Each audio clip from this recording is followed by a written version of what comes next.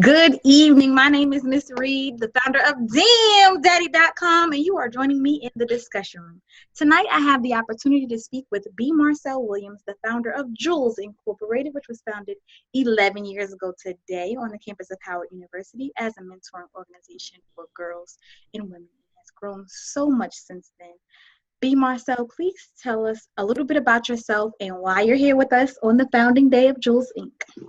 Well, I am BMarcell Williams, like Mrs. Reed said. I founded Jules Incorporated, January 11, 2007, today, 11 years ago. I'm here on DamnDaddy.com with Shamiko just to talk about how my father really was the guiding force behind me starting Jules, and just to kind of share that experience with everyone and, answer any questions. Okay. Well, for those of you who don't know, January is National Mentoring Month. So I just found it to be perfect timing that Jules was founded as a mentoring organization. Well, not as a mentoring organization, but it is a mentoring organization, and it was founded during National Mentoring Month. To my understanding, you have a similar background to me where you have a biological dad and a couple of bonus dads also. But you had one particular relationship that really led to you founding Jules. Tell us a little bit about that particular dad of yours and your relationship with him. Yeah, absolutely. So my biological father is Ronnie McClure. He and my mother were married, and then they got a divorce when I was about 2 years old. So about a year or so later, my mom started dating my stepdad, he became my stepdad, Peter Buckner. And he raised me.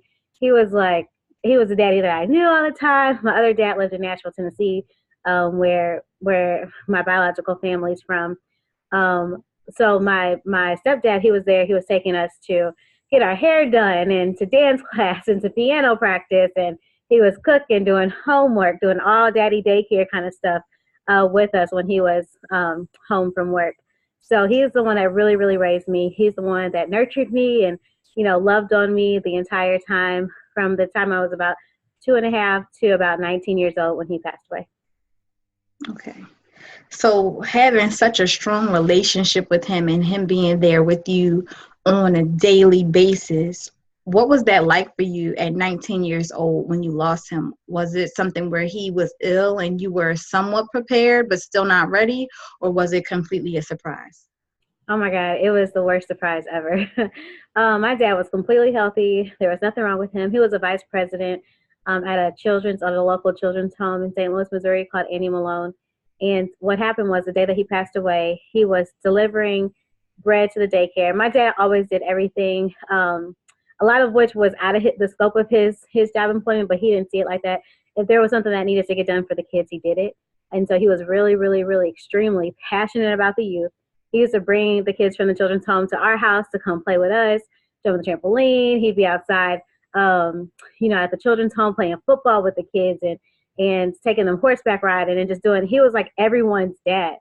So when he passed away, that surprise, that shock, it devastated me. I was at Howard University in UGL, that's the underground library, and I was working on a project for school. And then I was also a promotions director for industry power players for EPP. And when I came up from underground, my phone was blowing up. Because underground, you don't have any service. They didn't have any. I don't know if they have service now. My bet is no. Howard, 11 years later, right? No, but I came upstairs and I had all these missed calls, all these voicemails and everything else. And when I went to check my phone, my cousin Tiffany had called me and she said, "Hey, have you talked to your mom?" And I said, "No." And it was so random. And so she was like, "Well, call your mom." And I said, "Okay." So I called my mom. I'm like, "Hey, Mom, what's going on?" Tiffany told me to call you.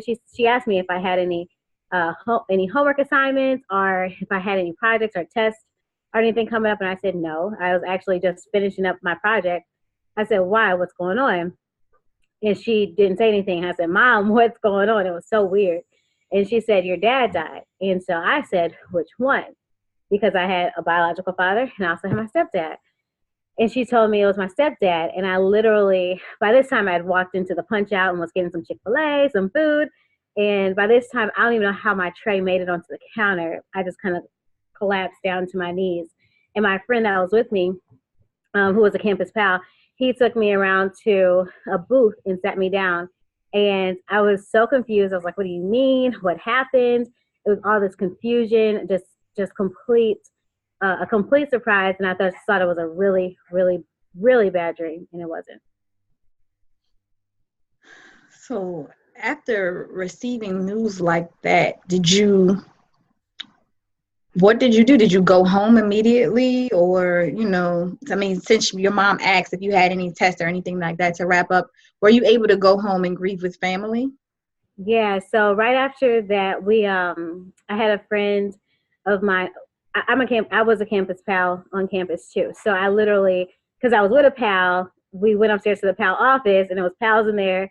And then, so everybody just kind of knew, and the word spread like wildfire. Everybody had received a text message, everything else.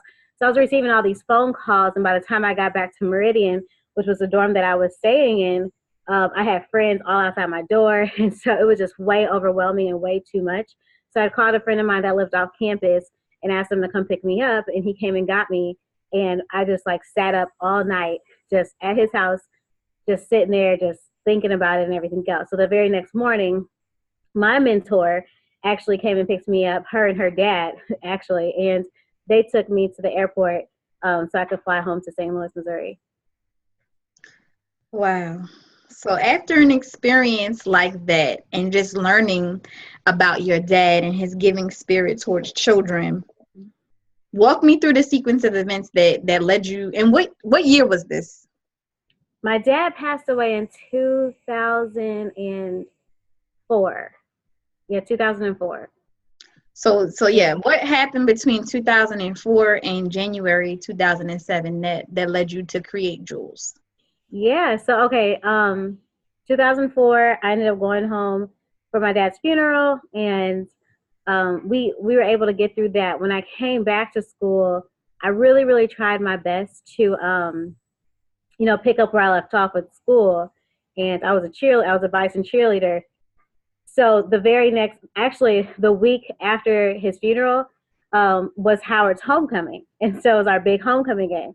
My mom asked me, she said, do you want to cheer? And I said, yes, absolutely, because my dad was actually supposed to come up to that game to watch me cheer. So I cheered. It was hot, it was sunny, it was beautiful, and I just cheered like the whole game for my dad.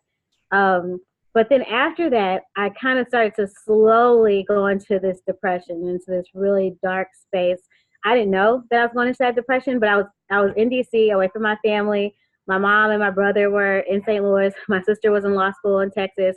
So it was really me out there. I did have some family out there, but I just kept it all in. I grieved to myself. I would go in my dorm room, close the windows, close the shade, and just like lay in bed and listen to Smokey Norfolk's "I Need You Now," because that's all I knew what to do, was to listen to that song over and over and over again, and I would just cry and cry and cry and cry and cry. But then when I would leave my dorm room, I was happy. I was, it was all up the side. And I would do all of my organizations, PALS, EPP, cheerleading. I was working at BET at the time and also working at the Cheesecake Factory.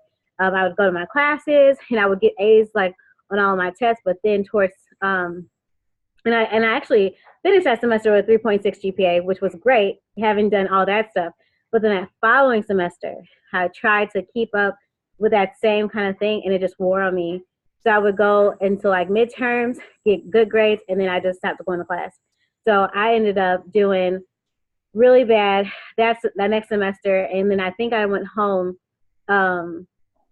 it was either my junior or senior year that I went home for a semester, just because I just couldn't take it anymore. I was so completely depressed.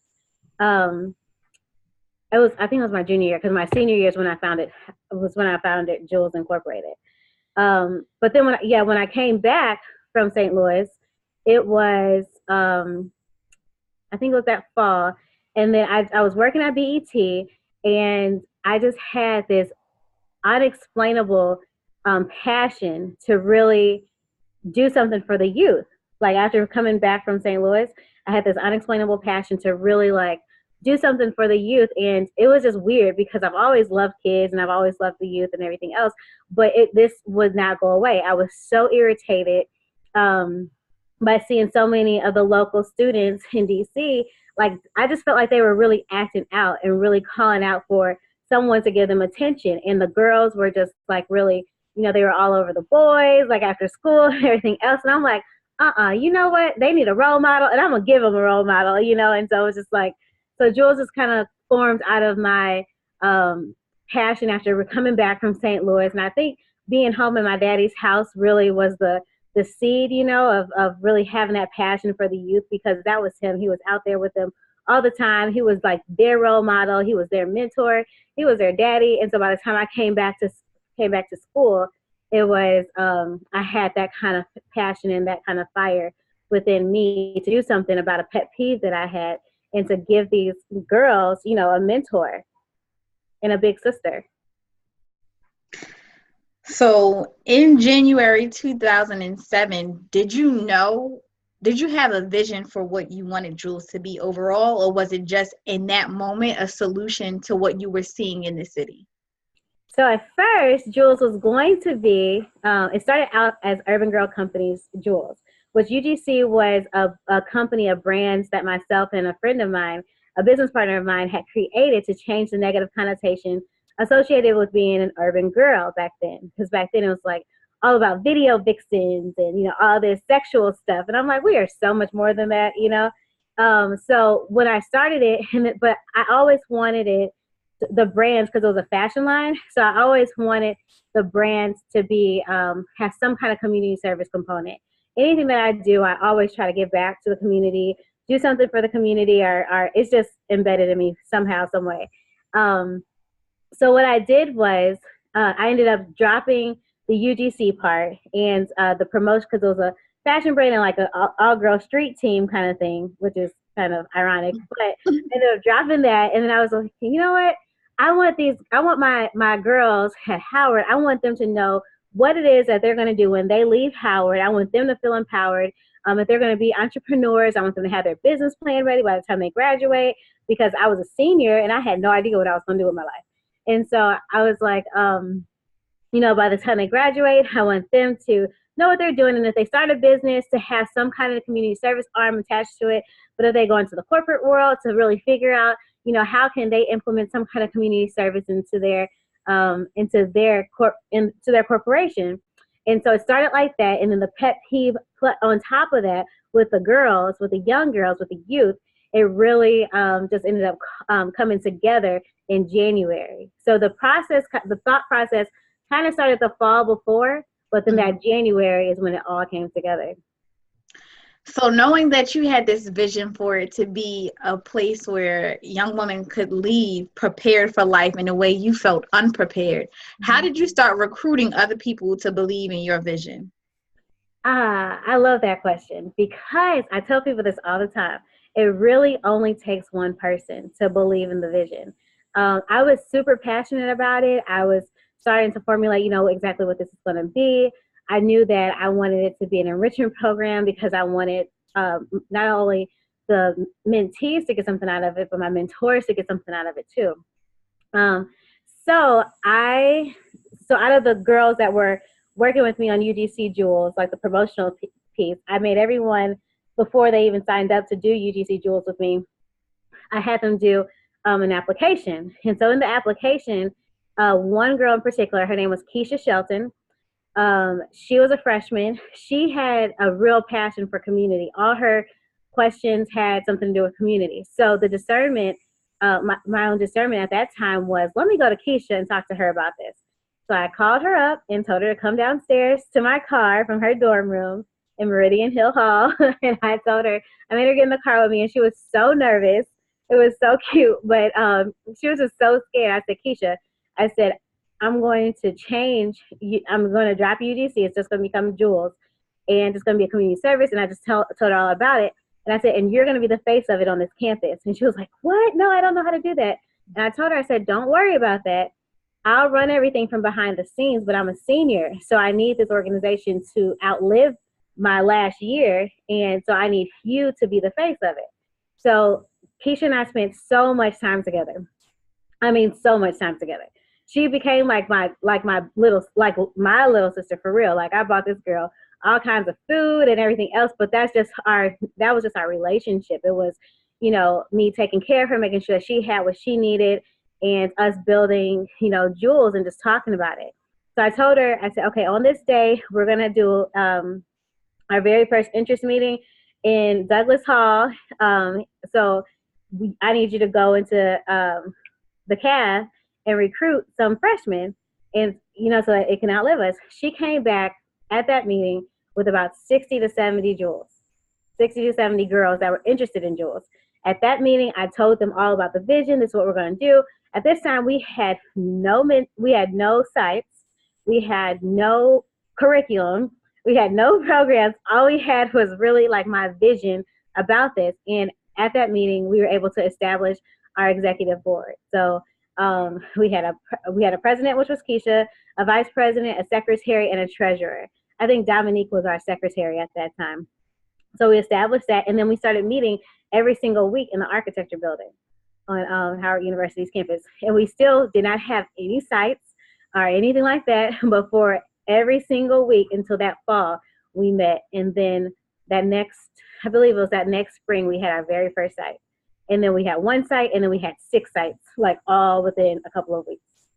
Wow, from 1 to 6 in a few weeks? Yes. What was the very first site? The very first site was Columbia Heights Youth Center, CHYC.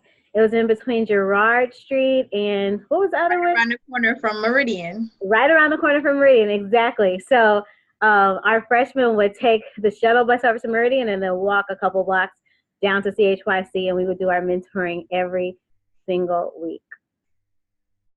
So in starting something like that from the ground up, and especially because you had a dad who was super involved with the youth, do you feel like it was ever for you doing Jewels a way to honor your father's memory? Oh, absolutely. And it's so cool because Jewels is actually founded on my mom's birthday. So today's my mom's birthday too. And the cool part about that is that my dad was in love with my mother. Like, he is the one that showed me his love for her, showed me how a man is supposed to love his wife, how he's supposed to treat his wife, how he's supposed to, just that whole male component. His love for her showed me the confidence and gave me the confidence that I needed growing up as a young girl in high school and in college, with self-esteem and everything like that. So what is ironic about all of this, and what's kind of really cool about it, is that my dad, because he gave me all this confidence and all this self-esteem, Jules became like my mask of service. So when I was depressed, remember I told you I was depressed, I was in my dorm room and everything else. So while I was in my dorm room, I would be so super sad and everything else, but go out into the world and then try to serve the world.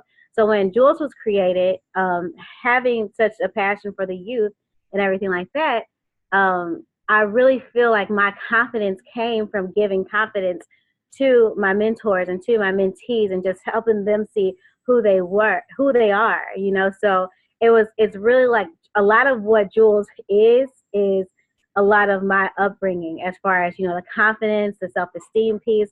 And it was my outlet to be able to just love on other people. And it became my mask of service to kind of hide my own depression. But I received a lot of joy and fulfillment in pouring into my little sisters. So knowing that, tell Emmy I said happy birthday. I will. But knowing that you felt like your dad was that perfect example, a lot of what I do here at Damn Daddy is talking about how daddy issues manifest differently in other people. Yes. So for you, they weren't something that you had a problem with during his lifetime. It was for you, his absence, that caused you to have that discomfort and brought on that depression. Yes. Did you ever reach out for counseling for your depression, or what made you feel like now, 11 years later, or 13 years after his death, that you're able to have this conversation? Yeah, great question. Okay, so for my dad, I did not seek counseling until after I got pregnant with my son. And so up until the time my dad passed away, until I was almost 21 years old, I was a virgin. So, and I was a virgin because my dad, he showed me my worth. You know, you're worth this, you're worth that. This is your confidence, self-esteem, everything else. But then when my dad passed away, when I was 19, about a year and a half later, I reconnected with an ex-boyfriend of mine from high school when I went home that during that semester, and we ended up creating my son. So in that time, though, I was really, really super sad because you want to say hi? Say hi to Shamiko. Hi, Blake. Blake. So I was really, really super sad, and I was totally depressed. But my son's dad was giving me the attention that I needed and that I was seeking from, and that I was missing from my father. You know, I needed that male attention and everything else, and that's how I ended up in the situation I ended up in. And so my mother, she was like, that's when she realized that I was depressed this entire time, and she encouraged me to do counseling. And then that's when I did do my counseling. Can you have a snap? Yes. Daddy's in the kitchen. But she encouraged me to do, he's not in there? Oh, she encouraged me to do counseling, and I did do counseling. And then I think that kind of really helped me because after my son was born, about 2 months later, his dad did something, which I could have stayed with him. You know, it wasn't like anything big, but it like clicked. And I was like, you know what? Where do you want me to take you? Where do you want me to drop you off at? You know, and I just dropped him off at his cousin's house, and I did not look back because it started to, having my son made me realize, you know, the worth that I actually have. And it started to really start to build up my own confidence back into myself, my own self-esteem, the same things that my dad did. And my son is actually named after my father. Peter James. Peter James. And what's crazy is, so he came at 37 weeks. He came early, but the weekend that he came was Father's Day weekend. And not to mention, like, in addition to that, so when you have a natural birth, you get 2 days in the hospital, right? It was either him or me, one of us had like a freak fever, like a random sparked fever. So it made me stay in the hospital for an extra day. And so we didn't get home until Father's Day. And I was like, my daddy is trying to make this whole thing about him. Something you said as far as what this PJ's dad did something that made you realize, like, okay, nope, this is not what I want to be dealing with anymore. Mm-hmm. Recently, in a separate conversation, another guest in a discussion room and I talked about how moms don't realize the impact their decision-making and relationship has on who their sons grow into be. Did you feel like your decision to leave was overall for the betterment of your child and wanting him to see better? I think not at that time. At that time, it was more so about me, like when I left, because I was just like, yeah, nope, this isn't it. Like, it was just this feeling inside of me deep down that this isn't it. But when my current husband, well, my only husband, my husband and I, we've known each other since we were 15, and we had disconnected for a long time. But then in 2009? It might have been 2009 or 2010. We reconnected over Facebook, and then I happened to go home. I had a home in DC that we had purchased and everything else. It was me and Peter living there. My best friend Josh, he was renting a room for me. And I went home for Thanksgiving. When I went home for Thanksgiving, my husband, who was my friend at the time, met me at my mother's house just to say, hey, you know, what's up? Just to kind of reconnect. And then we were together my entire Thanksgiving break that we were down there. And then I came back, and then it was a feeling that I had when I was down there. I was just like, this is it. This is my husband. Like, I just knew it in like my heart of hearts. I was like, this is my husband. It was so weird, Shamiko, like completely weird, because known him since I was 15. We never dated. We were always friends. We never even looked at each other like that. He asked me to go to prom with him after he had asked a couple other girls, and I told him no, because he had asked some other girls first. And so it was just like, no, you know, so for me to have this feeling like, oh, this is my husband. But for me in that season, I was really dating for a husband. I was dating for a husband. and I was dating all these other, like, not a whole bunch of people because I ain't that kind of girl, but I was talking to a whole bunch of different guys and everything else. None of them had met Peter or anything. I don't do that. I didn't do that. And then when me and him, and I'm pointing this way because my room is that way, but when he and I like reconnected, I was just like, okay, my reason for dating for a husband was to provide a solid father figure for Peter. So initially breaking up with PJ's daddy was not for Peter, it was for me. But then in seeking a husband, I sought out a husband that would be a great role model and father figure to my son, because I can't show him how to be a man. And I believe it's so important for kids to grow up in a two-family household, a loving two-family household. I really, truly believe that. That's a word right there. Were you going to say something else? Yeah, I was going to say, fast forward some years. So my husband and I got married on our 15-month dating anniversary. And when we got married, we were two broken souls trying to become whole by saying I do, right? He had just left the NFL. He had just left the league. So he was trying to figure out who he was.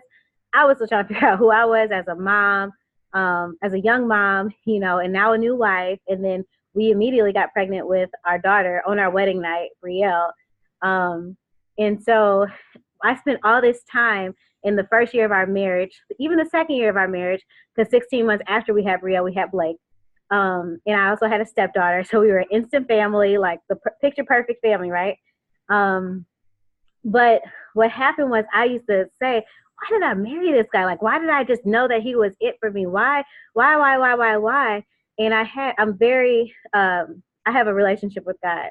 So I hear from him and he talks to me, and he will write. He'll take over my hand and he'll start writing and typing and everything else.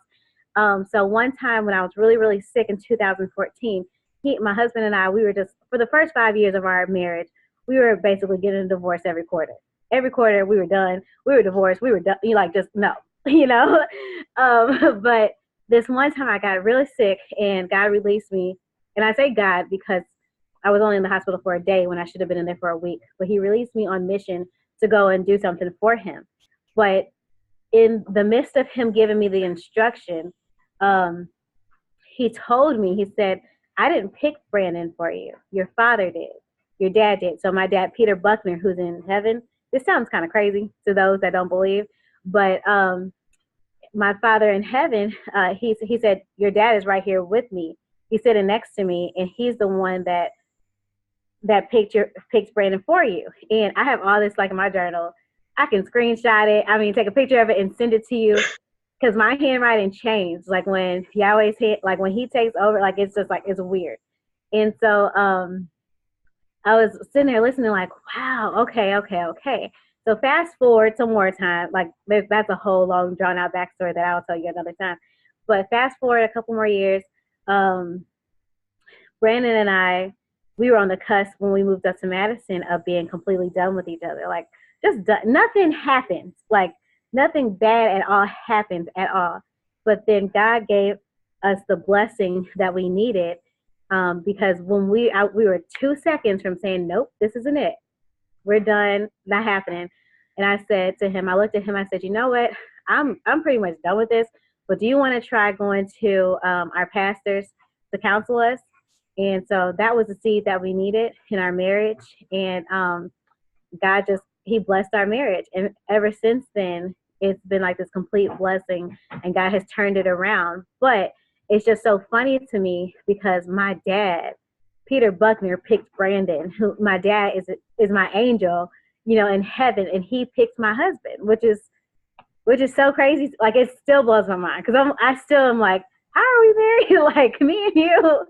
That's interesting because a friend of mine and I were having a conversation before you and I joined this live about an event we're planning for Father's Day. Okay.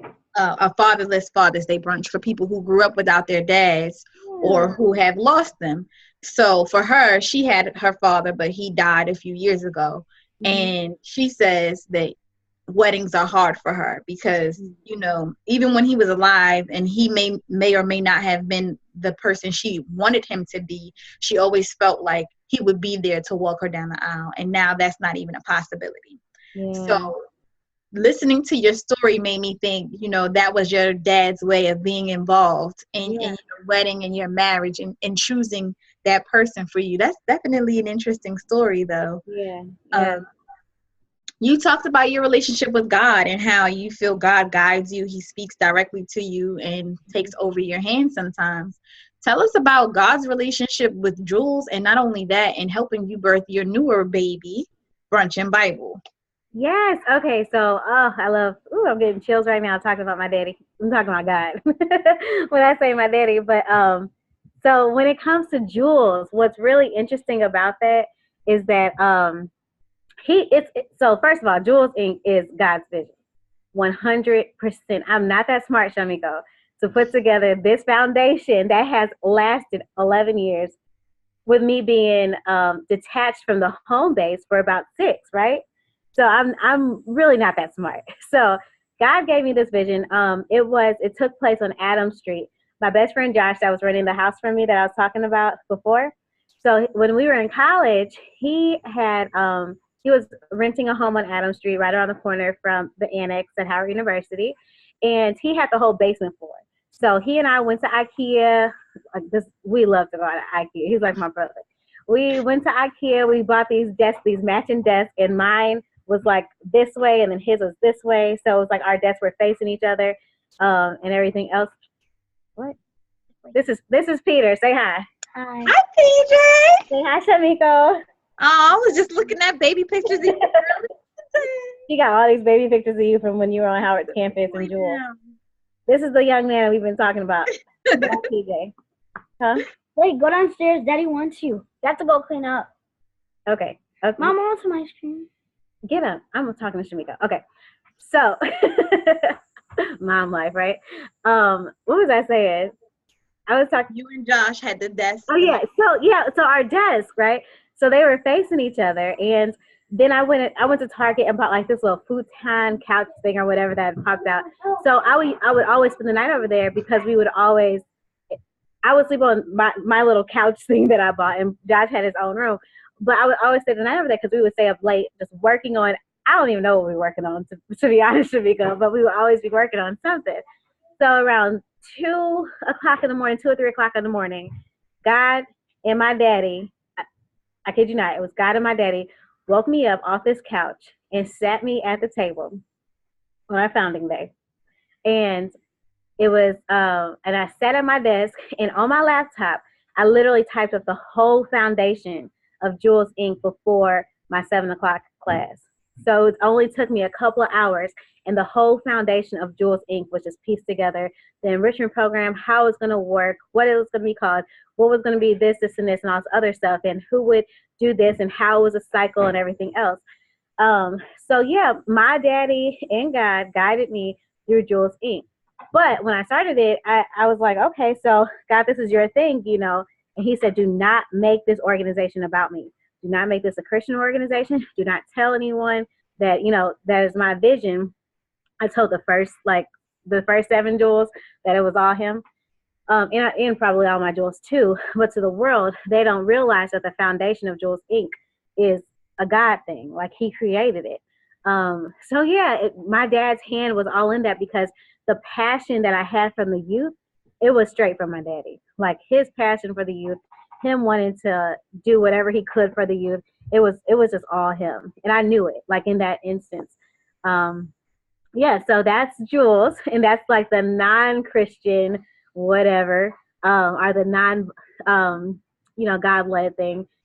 So he says, but It's not religiously labeled. Yes, it's not a faith-based. Exactly. It's not a faith-based nonprofit. But then, so fast forward my life, after doing Jules and the foundation and everything else, Brunch and Bible. So let's be clear.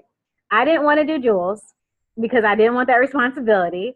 But it was just one of those things where you just got to be obedient and you just do it, right? It just became like this super deep passion of mine to just do it, get it done, make sure that my sisters are learning, they're evolving, they're growing. We had that connection. So for Brunch and Bible, it was 2015 when God gave me Brunch and Bible. I definitely didn't want to do Brunch and Bible. Brunch and Bible, that's just like way too much responsibility. That's like, God, that's you, that's your word, that's the Bible. Like, what? Like, that's a lot. You know, the Bible alone is a lot. And so, but I was so broken, Shamiko, like as a mom. And I talked to you about, you know, when we got married and the whole first year and all that other stuff.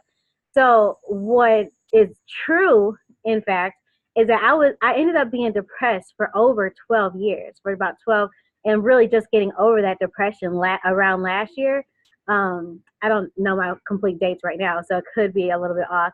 I remember sharing that on Facebook, that you felt like October was a cursed month for you, and this was like the first time you felt that you didn't have that. My husband is up here dancing on his Bible. Can you see him? Look. Can you see him? I don't know. Look at our laundry. All his laundry. He up there dancing on his Bible, talking to somebody. Oh, he's talking to his brother. But that's what we do. We walk around with our Bible and we just dance. But but yeah, October was a really hard month for me because it's the month that my dad passed away, and it's just so many different things, so many different emotions. But I was saying, what was I saying before that though? You were talking about Brunch and Bible. Brunch and Bible, yeah. So 12 years of feeling depressed. Yeah, so for over 12 years, and even with Brandon and I in our own marriage, because we didn't have that spiritual grounding of who we were in our marriage until recently, when God has been working this miracle on us and just showing us who we are, and we're evolving and we're working together to do things, right? So Brunch and Bible came about because a girlfriend of mine had hit me up on Facebook, and she said, "Hey, it looks like you really love God. What are you studying out of? You know, you're always posting about God. You're always posting scripture." And I gave her all of the tools that I was using, like all the websites, all of the, like my Bible, all this information. And remember how I said God takes over my hand? I was typing to her, and God had just given me this really big project to do for Jules. And I was like, Lord, and I just told him earlier that day, I said, don't give me nothing else to do. I got to get this done first. I'm telling God what to do, right? I said, I got to get this done first, and then I can focus on whatever else.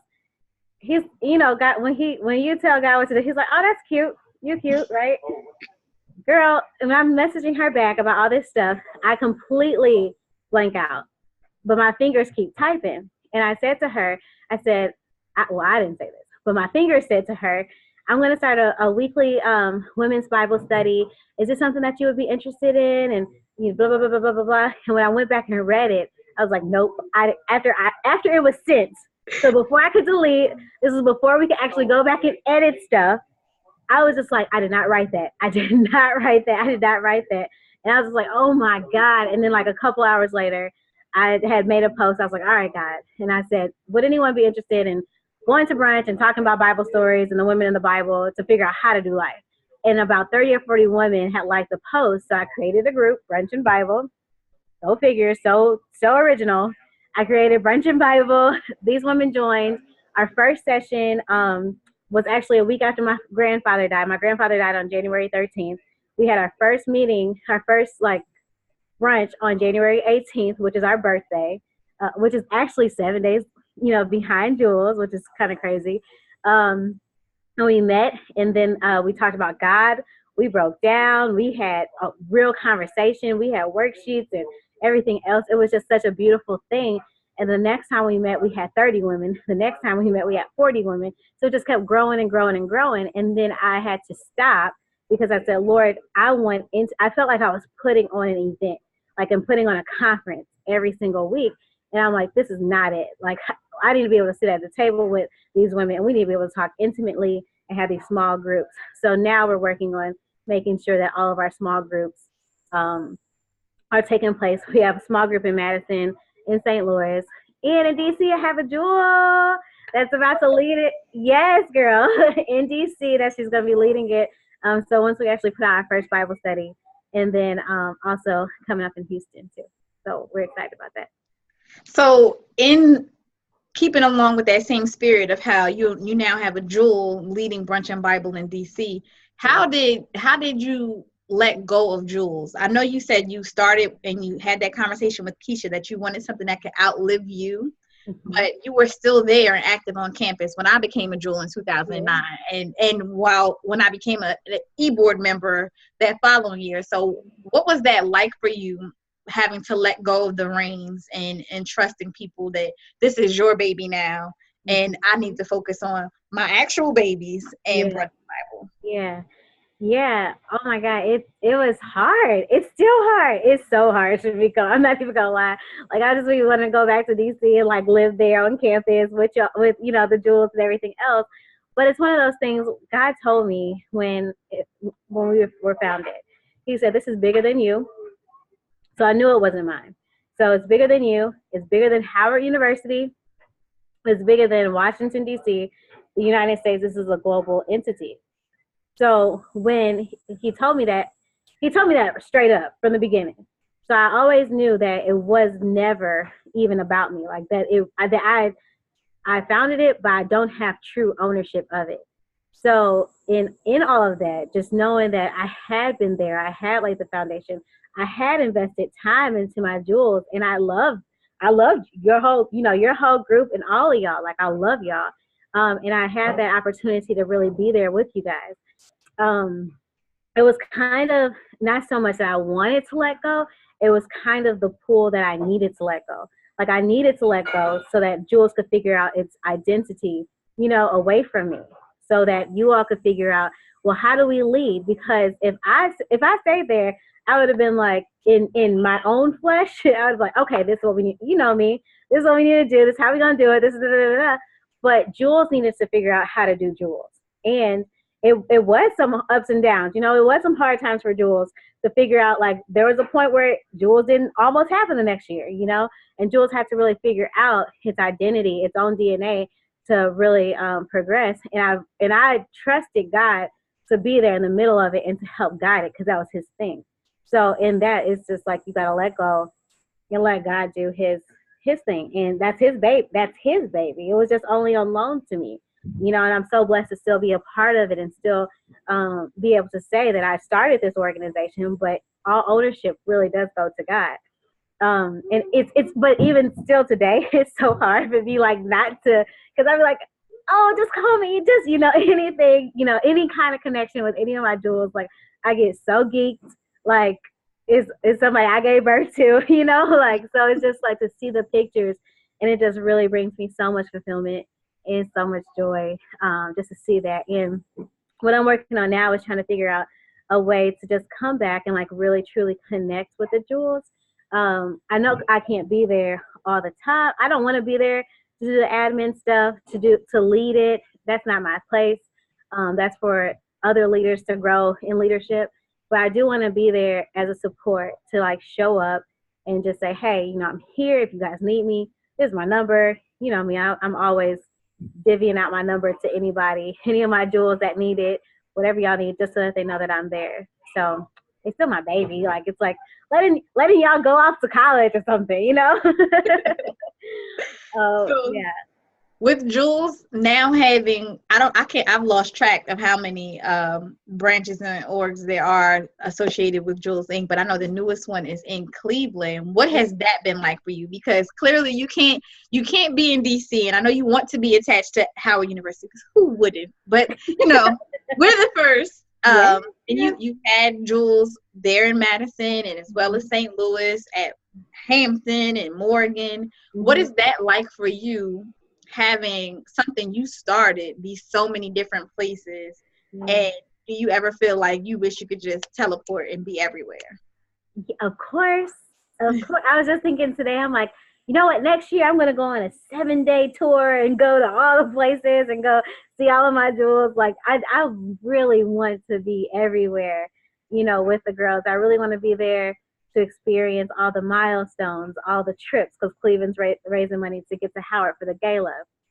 And I really want to be there for like all these things.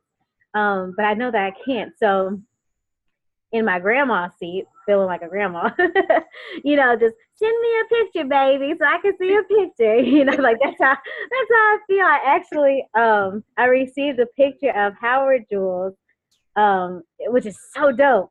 I'm gonna see. I don't know. I'm gonna try to put this up to your thing. This is gonna be kind of crazy, but I received a picture of Howard Jules out to eat, celebrating Jules Incorporated, and it was just for me. It was just so dope. Can you see this? Hold on. Down some. Down this way. Yeah, I can see. You can see. You see them at the table. Yeah, they're at a long table. Yes, and it's probably about 20 or so of them. Yeah, it's about 20 of them.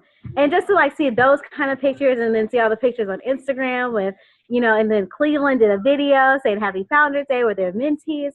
It's just so surreal. And it just gives me so much life. And those kind of things, like receiving those pictures, give me hope and just give me the energy that I need to just keep going and to really figure out strategically how to take Jules to that next level. Because that's my goal, is to make sure that our foundation is set on the level that God intends for it to be set, and to continue to do my part to make sure that my jewels are not just successful in the organization, but outside of life. Like now we have doctors, attorneys, nurses, entertainment professionals, entrepreneurs. Like these are our jewels. Like this ain't something I'm just saying. Like these women are young professionals.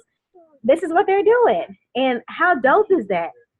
It's very dope. I definitely still get excited to see other people win and be like, oh, my people did this and look at her, So I do get excited about that, and just in the same way of having known them as fellow college students and colleagues, and knowing what we were like at 17 through 21 years old, or whatever age ranges they were, but just seeing that growth and seeing how certain people were very supportive of one another and what they're doing now, and just the human aspect of people being able to open up about being depressed and feeling like they're in need and not knowing how to reach out. And it's like, wow, here it was that we were trying to pour into these young girls and having to navigate those same things ourselves. So like today I was going through on my IG story doing the Throwback Thursday of Jules from my Facebook memories, and one particular album has a workshop that Adrian led, and we were talking about the DC curfew.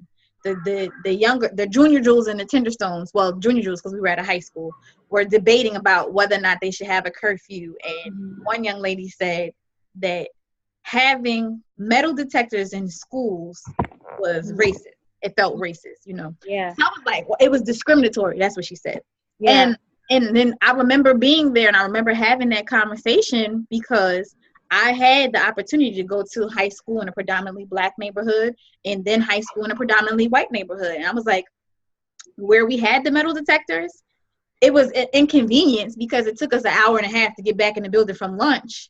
But where we didn't have the metal detectors, one of the white kids tried to stab one of the teachers. Like it was just, maybe you should have had the metal detectors in the other place. But it just was an interesting conversation, and just looking back on what types of thought-provoking activities we did with those young ladies back then as younger women ourselves. I know. Isn't that crazy? Yeah. That's crazy. I mean, I think it's just so cool because, like, that's the whole point of Jules. It's not to have professional women that are already set in their life and their career, mentor to elementary school girls. It's all about taking our youth just to that next level, just to that next step. Let's get you healthy and successfully take you from 5th grade to 6th grade, from 6th grade to 7th grade. 7th grade, just taking those baby steps to get them to graduate. And along those steps, showing them, excuse me, I should have just dabbed, right? No. giving them access to vision, to enriching their lives by, their vision, and showing them what they could have if they just keep going, just give a little bit every single day. And what's so cool and so dope about Jules is that college mentors, you haven't heard. Did you see how easily I just ignored her? But it's so cool to have those college mentors be the ones to actually reach out and grab hold of, the high schoolers, the middle school, Because if now me being a mama, a wife, pregnant, like all this stuff, I can go and talk to the kids and they'll listen to me. But it's so much doper to have somebody in such a cool space as college coming in and talking to you about life. Because just 2-3 years ago, a freshman or a sophomore, junior was experiencing what a high school freshman or our middle school student was experiencing. So to be able to share those commonalities and be able to share in such a direct and live kind of way, like I just lived this, and share with you how I got through it and walk you through that process too, like that just means the world to so many of our young girls. Yeah. Something I thought about, not just now, but in your previous response, and I don't know why, but I wonder for you, when you lost your dad, Peter, was your biological dad there in support? Did he help you through that grieving process at all? He came to the funeral. He was at the funeral. My biological father, no, not really. He didn't really start coming around until after I had my son. Like on a regular, consistent basis, because now he had a grandchild. So, but my dad, what he does is, I think he really pours, like he loves for me to send pictures of his grandkids.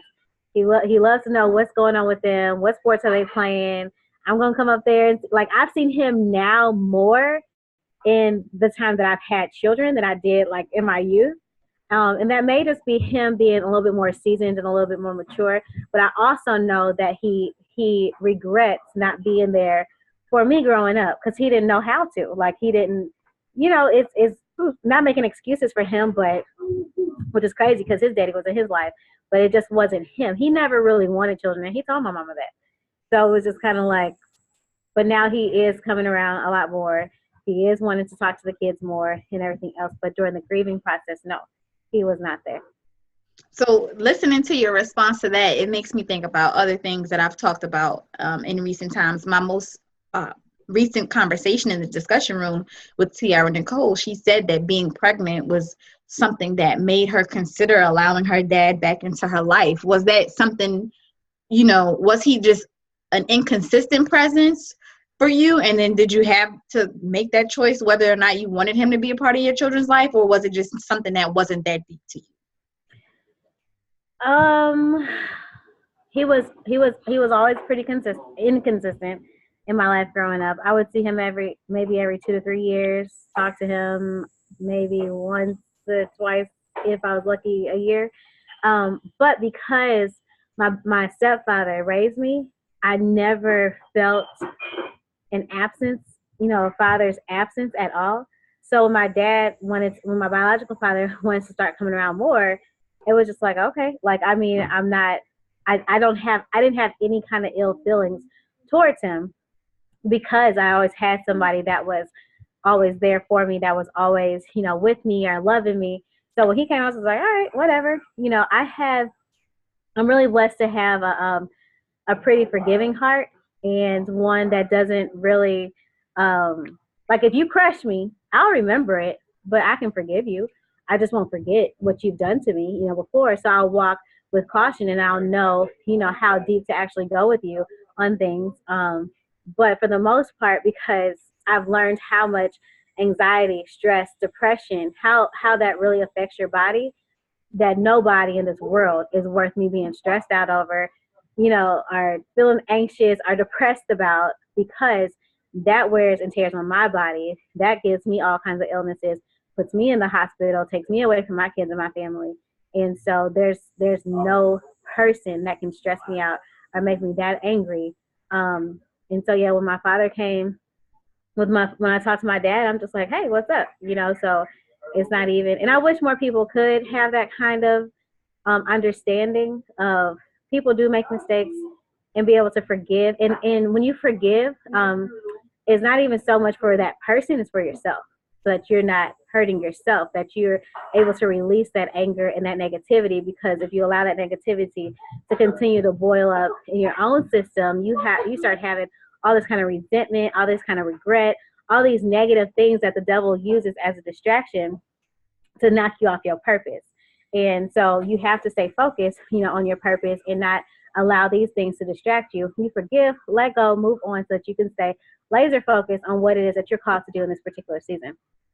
So that is so on time, because on Mondays I go live on Facebook and just chat with my audience there casually. But I was talking about stress and the effects of stress on the body on Monday. So that's just so timely for you to bring that conversation full circle here. And last month, I participated in a forgiveness challenge. That's not my area of strength. I'm glad that that's something that's strong for you, but I definitely think I've gotten better. I've never been one of those people who has a list of who I'm cutting off at the end of the year, because I kind of do that periodically. Like, you know what?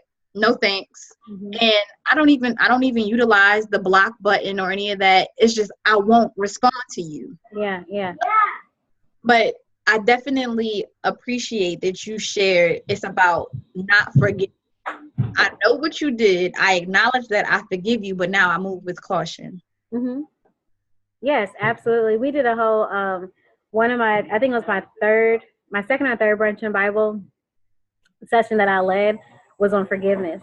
And what does that look like? Because so many of us hold on to stuff. I mean, we just do. We're humans, so we hold on to everything. Like when I turned my thing around, you saw all them clothes that are on my couch, and half of them need to go to the Goodwill. Like, I need to get rid of it. So we hold on to all these things, which cause so much clutter. And so when you have like a space in your heart that is just full of a place where it's negativity towards or bitterness towards someone or something or someplace, then that just causes more and more clutter, whether it's in your body, your blood, your heart, your head, your mind. And it just does not allow you to fully function to your maximum, potential, to your fullest.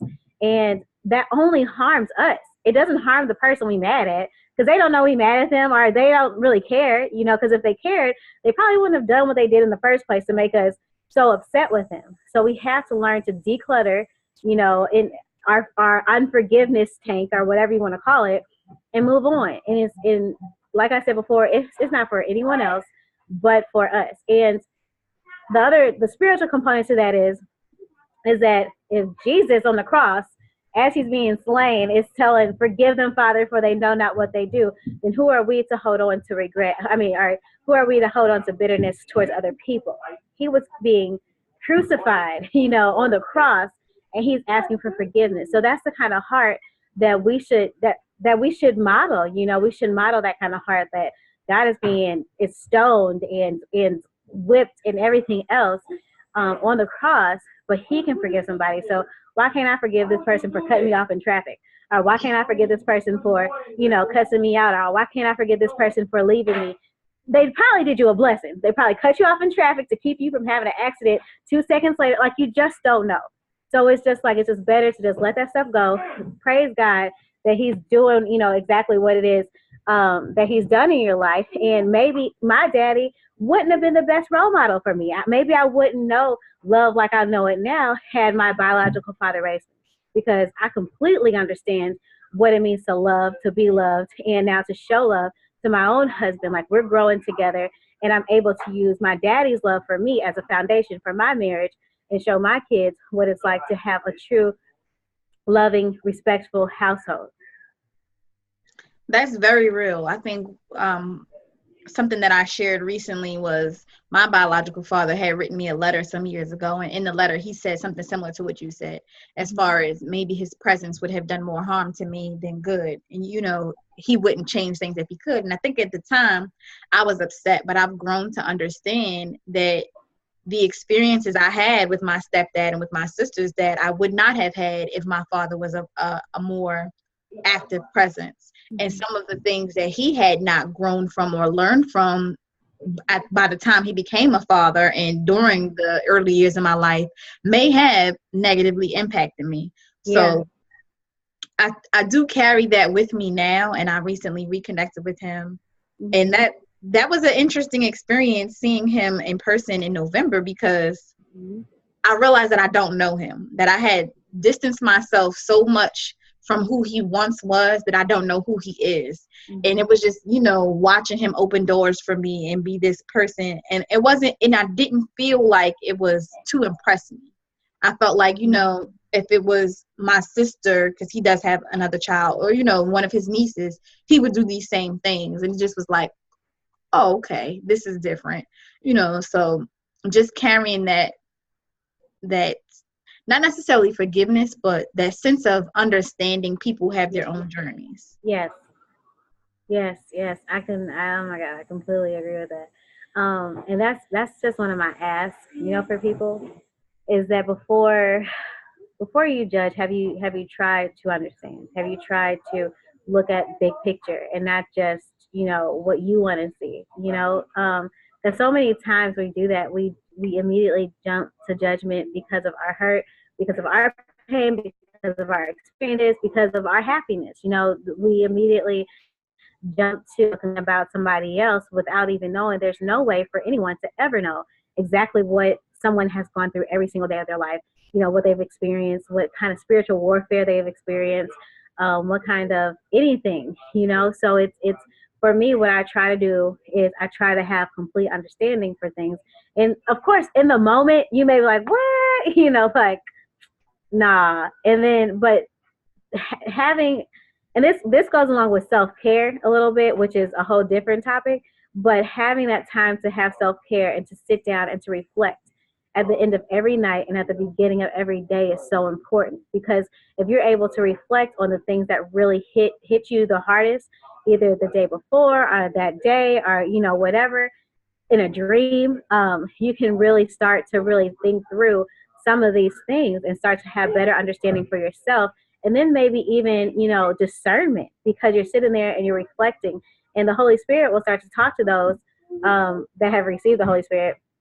We'll start to talk to those and tell them about a particular dream, about a particular person that you had encountered the day before.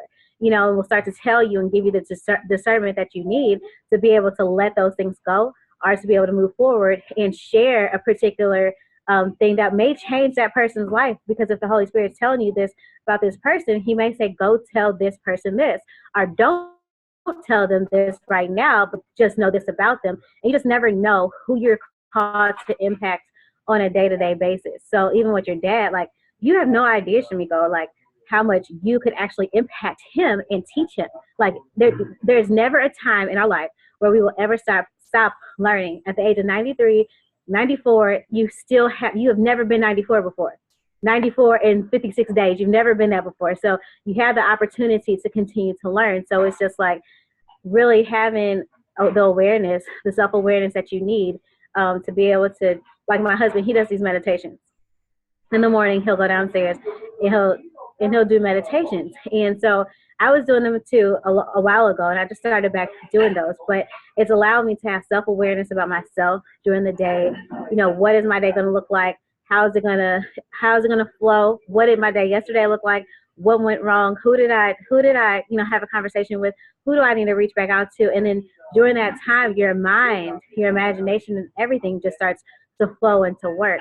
So with your daddy, like, maybe I would even encourage anyone that's on Damn Daddy to really meditate on these things, and start to think about any of the negative, think about the negative situations that have happened to you, and then counteract those with a positive meditation, and really ask for understanding and discernment as to why do I feel this way about, why am I holding this resentment? Why am I holding this stuff in? And ask, if you're a believer, ask the Holy Spirit, ask God to help you release that, so that you can move on and be your best you, so that you can forgive, and so that you can take on anything that your father currently is trying to learn from you, or what kind of love is he trying to show you, and just ask for that wisdom and discernment. Yes, ma'am.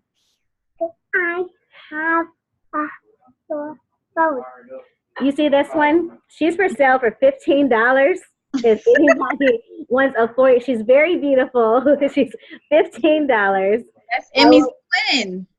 I will let you rent her for about 2 minutes. No, I can't have my phone. I got a prayer call in 16 minutes. Say hi to Shamiko. Say hi. Say hi, Jules. That's not saying hi, Jules. Bye, girl. Mommy, I want to see which one should I have? Go get my other phone. The pink phone? Yeah. She said, your pink phone? Well, we both have another call in about 15 minutes, and I just want to ask you if there's anything that you would like to end on, to highlight, to wrap up with, and tell people where they can keep in contact with you, Mommy, if they want to be a part of Brunch and Bible or anything else you have going on. where's your pink phone? It's in my bag, Blakey. What bag? Try my blue bag. Yes. It's right there, Blakey. My blue bag is right there, honey. Sorry. It's right there on the couch. Okay. So, yes. All right. So, I would like to invite any and everyone that would like to join Brunch and Bible to join us. You can go to www.brunchandbible.com. We're actually in the middle of redoing our website and everything else, and kind of like updating it and getting our membership stuff together. It's a great community for those of you that really want to understand who you are a little bit better by building a relationship with God, or understand who God is a little bit more. All are welcome to the table. We have women of all denominations that come to the table, and we just love on one another. So there's no one that is not welcomed. And you mentioned books earlier. I'm actually releasing my first book this year in August. So it's 3 years old. It's 4 years. It's almost 4 years old. It's so sad. And I wrote it a long time ago. And my husband is like, "Babe, you got to get this out there." So I'll have more information about that. You can follow me on Instagram at I am BMarcell. So I am BMarcell. And I'll be pushing out a whole bunch of information about Brunch and Bible, and about my book, and about everything else that we have going on, and about Jules Inc. So yeah, I think that's pretty much it. And I just want to encourage anyone that may feel depression or anxiety about dealing with their daddy issues to truly pray about it. And if you don't know how to pray about it, you can always join us on our Beeline prayer call. We do a Beeline prayer call on Thursdays. And then we also, I do one live on Mondays on Facebook Live too, that I'm going to be starting back up this probably in February.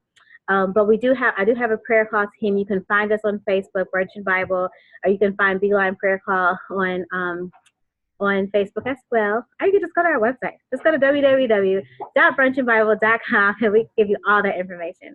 If you're interested in Jules Incorporated, the beautiful nonprofit, then reach out to me via Instagram or via the website. I'll get the messages. The team will make sure that I get that, and I'll be happy to talk to you about that more. And if you just need prayer, reach out to us on our website, and I'll be happy to pray for you. You can also check me out at www.bmarcell.com. All right. So just to recap, we have brunchandbible.com for those who need prayer or would like someone who would like to get more connected with God and themselves in a relationship with God. Jules Inc. for anybody who is looking to become a mentor or find mentors for young girls in several cities. And if you want to keep your eyes and ears open for her book, BMarcell.com. Yes, ma'am. And all social media, I am BMarcell. And then along those same lines, for those of you who've been following me for a while, you know that I have a guided workbook coming out soon called The Damn Diary, which stands for Discovering, Analyzing, and Addressing My Needs. And if you would like to pre-order that, you can visit facebook.com/Damn Diary. And it's Damn Daddy. And then you'll see the pre-order posted there at the top. You can download the free reflection section and get a taste of what you'll get from that book, that resource to help you on your journey, because faith without works is dead. So you can pray all you want to, but you really need to do that deep diving. And for me, I know that writing is my way of release. So if you would like to use writing as a guide to get over your daddy issues or get through them, whatever they may be, that's another resource available to you. Yes, ma'am. It's been wonderful. Thank you for joining me in the discussion room this evening. Thank you for having me on our Founders Day. This is awesome. I really appreciate that. So thank you guys for joining us, and I hope you stay connected. Have a great evening. Bye, guys.